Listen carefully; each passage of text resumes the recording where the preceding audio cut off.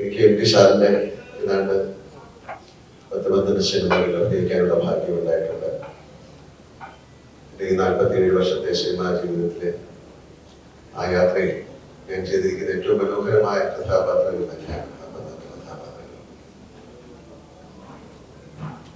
അമൃതം മുതൽ അവസാനം ഓണം തീരുമാനത്തിനെ കുറിച്ച് അതിനെ ഞാൻ അദ്ദേഹത്തിനോട് നന്ദി കടപ്പാട് ഉള്ള ആളാണ്. ഒരു ആക്ടറിന്, ഒരു നടന് എത്ര കഥാപാത്രങ്ങൾ കിട്ടുക ഭാഗ്യമാണ്. ഉളവും തീരവും എന്ന ചിത്രം എനിക്ക് ഒരുപാട് കാരണങ്ങളുണ്ട്, പ്രത്യേകതയുള്ളതാണ്. ഒന്ന്, എം ടി സാറിന്റെ ഏറ്റവും ശക്തമായ തിരക്കഥയാണ്. 50 വർഷത്തിലേറെയായി ആ ചിത്രം നിർമ്മിക്കപ്പെട്ടിട്ട് അന്ന് തന്നെ